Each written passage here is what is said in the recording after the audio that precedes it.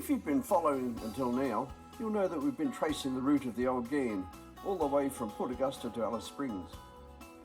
You would therefore also know that a sliced tyre put paid to our adventure, and we only got as far as the Mount Sarah siding, which was the 5th siding, some 70 kilometres north of Oodnadatta. Of all the sidings that still exist, albeit often as rubble, that left Pedirka, Bundooma and Abminga remaining in South Australia, with another 7 sites still existing in the Northern Territory. All of these I will cover using footage from previous trips, with the intention of one day updating this particular video with contemporary images. Previously, in episode 8, we visited the Alchabuckina Bridge, Mount Dutton Fettler's Cottage, the North Creek Bridge, the Oodnadatta Railway Station, Abminga Siding and Mount Sarah Siding.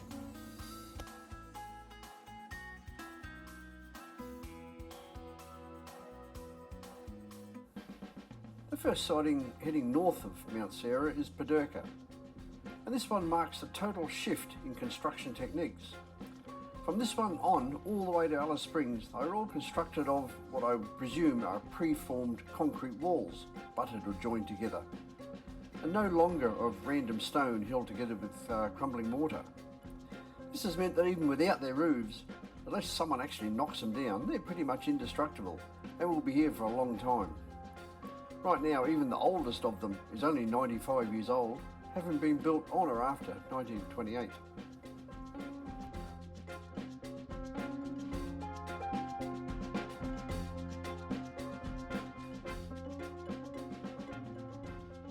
There was a traditional Ghan elevated cast iron water tank here in the day, but it's been long removed.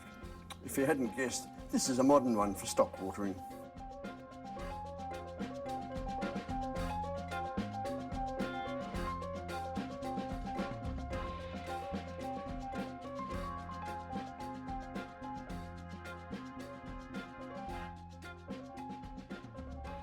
Although Bundooma still boasts a standing water tank, I haven't yet visited that, and Mount Emery and Bloods Creek apparently no longer exist, so the next siding is that of Abminga, and here we saved the best till last, on the South Australian side at least. This footage from our 2014 trip, when we were then heading for the Bins track, shows us pulling into Abminga and marvelling at all the relics here.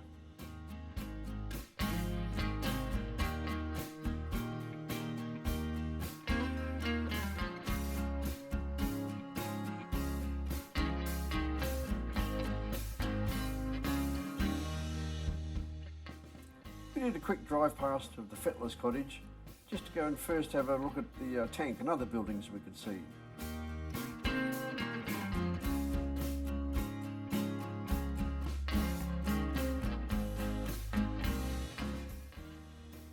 The old station building has a decided list to starboard, and I have to wonder if it's still standing today. The tank is of the usual style, cast iron, square and standing on spindly iron legs, about 3 stories high. Next to it is a bore, and there used to be a pumping shed there right beside it.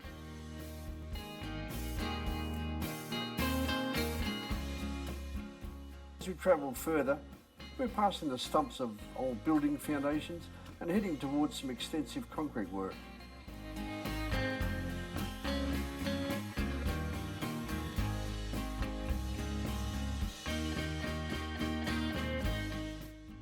Here is what's left of a large engine shed, and beyond that a concrete dam embankment.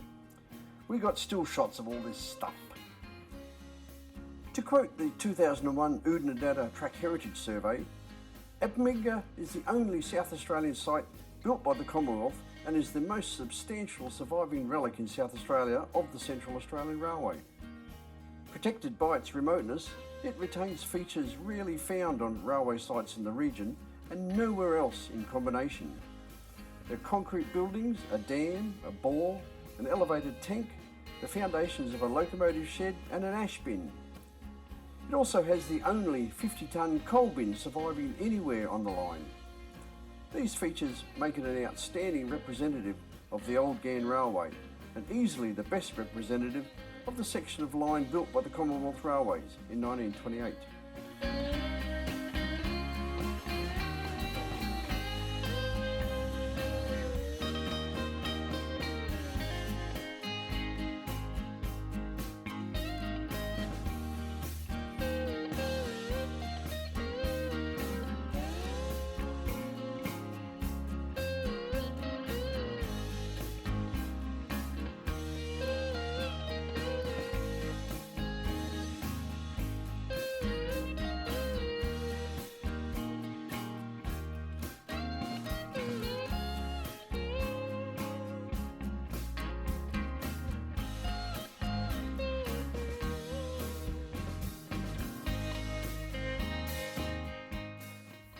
Fettler's Cottage was built in 1928 during the first phase of construction of the Northern Line. These new Commonwealth cottages, while similar in plan to the older stone cottages built by the South Australian Railways in the 1880s, were built of reinforced concrete. This one has had a later mess or smoker room built of corrugated iron added. At the rear of the cottages there is a shower block, apparently with the date of 10th of the 6th, 1944 etched into the concrete. Unfortunately, I never realised this on our visit, so obviously have no pictures of it.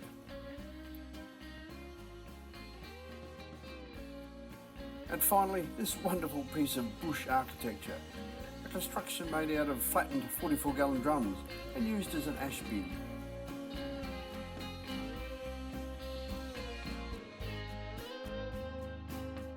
After Abminga, the line now crosses the border, and all the rest of the sidings are in the Northern Territory. Unfortunately, although there are 3 sidings between here and Finke, those of Wall Creek, Duffield and Crown Point, Finke is the next one that I have footage of, and it's pretty scant. In fact, it just features as a drive-by as we pass through the town on our way to other adventures.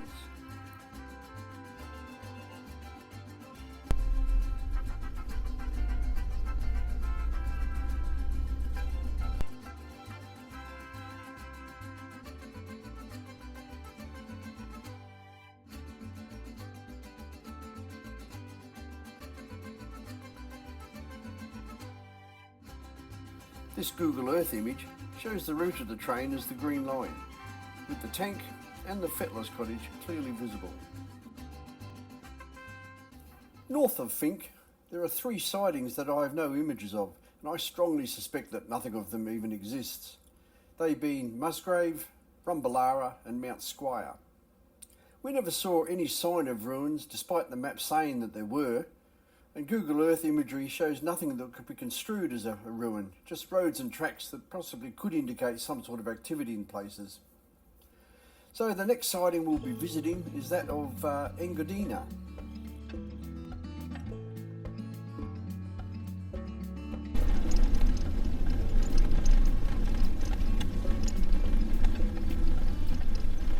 Pulling into Engoordina, it's called.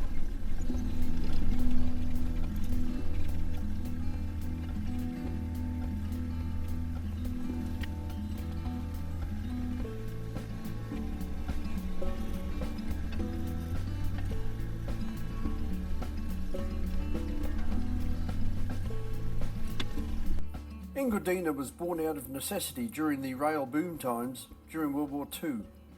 The massive increase in traffic on the Old Ghan line created a need for more passing loops. This was the base for maintenance gang number 22, and as you can imagine, their home was like a furnace in summer.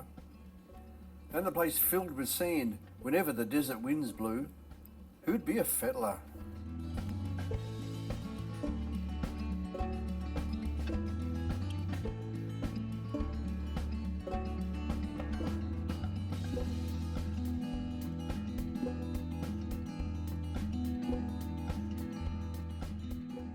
For once, we have 2 sidings in a row that still exist in one form or another. The next one, Bundooma, only is a tank, but hey.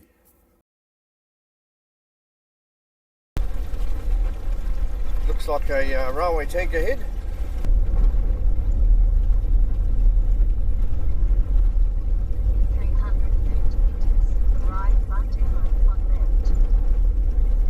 Thank you, Karen.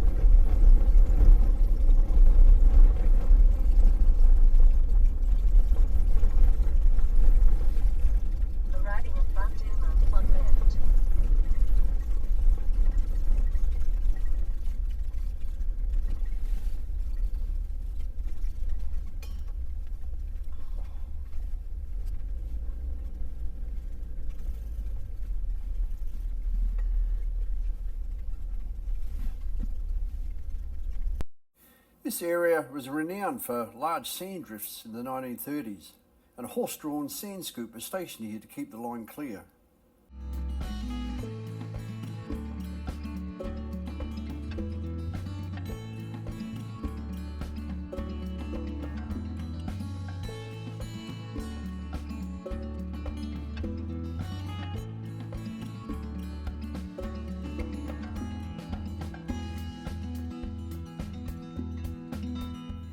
water that filled this tank was drawn from a well next to Alice Creek, about a mile or 1600 metres west of here.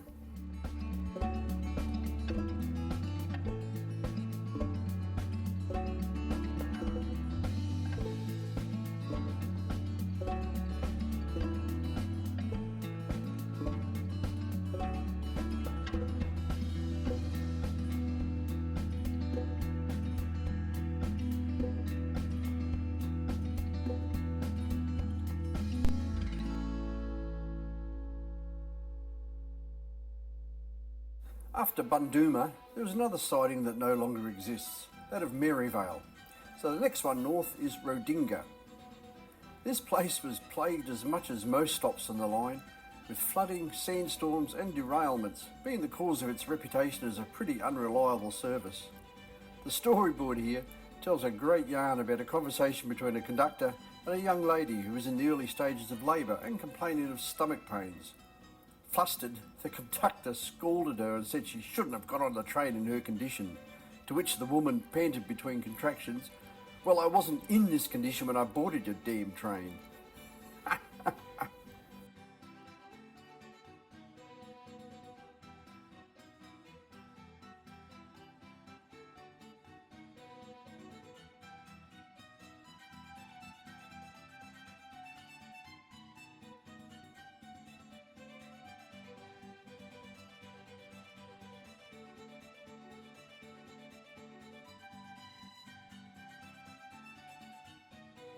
Again, we have to sail past sidings that no longer exist.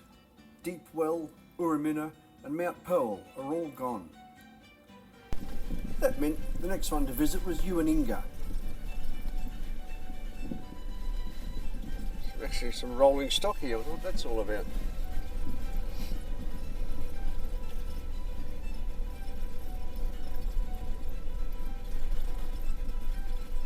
I think this has been set up as a some sort of motel room for an association with the Finke Desert Race, I would guess.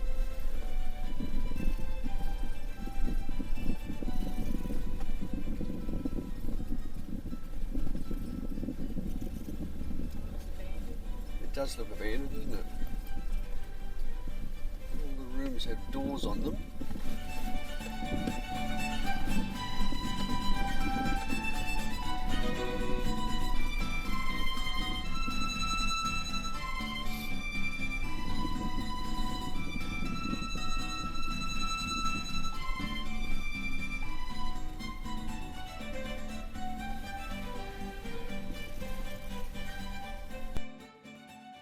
Ewaninga is the last remaining siding or fettlers cottage before we get to Alice Springs. And it's been restored, or at least cleaned up to be made usable again, after vandals set fire to it in 1985. And as I voiced on the way in, I'd imagine that it serves as a campsite during the Finke Desert Race, on a first in best dressed basis, I'd imagine.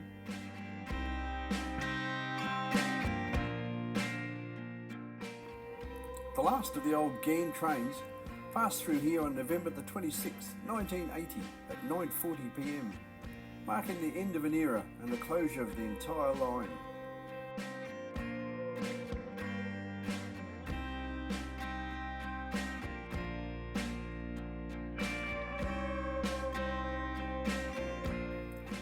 I'm afraid I've nothing else to show you in the way of the actual line. The sidings between here and Alice Springs, namely Mount Ertiva, McDonald and Heavy Tree, no longer exist. So all that remains is to visit the wonderful Ghan Museum in Alice Springs. There's very little at the actual Alice Springs railway station concerning the Old Ghan, with the actual Ghan Museum being the repository of all the brilliant memorabilia. This slideshow is but a snippet of some of the vast collection of rail relics from a bygone era, and along with the adjacent Road Transport Hall of Fame, I'd encourage anyone visiting Alice Springs to go and see it. I'd imagine that most people would consider it a worthwhile experience, with, I think, something to interest everyone.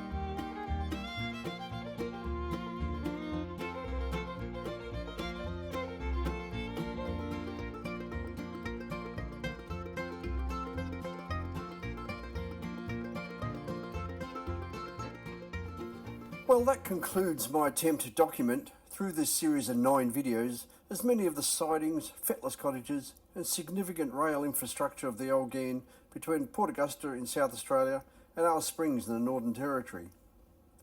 As you'll have seen, the South Australian ones constructed of random stone have suffered badly over time, with many just rubble. There are also a significant number that will soon succumb to the inevitable collapse, and this could well turn into a collection of the last time they were still standing. I hope you can appreciate that I was thwarted in my attempt to provide a contemporary, that is 2023, footage of the whole line, and that I was forced to use previous footage recorded 9 years earlier in 2014 to cover the last 2 sidings in South Australia and all of the ones in the Northern Territory. I've got every intention of revisiting the northern sector and refilming those, and to use a drone to search for any invisible footprints that may indicate where the missing sidings might have been. But that's going to have to wait a few months. It's presently the height of summer, and that's not the time to be wandering around in Central Australia. Thank you very much for watching.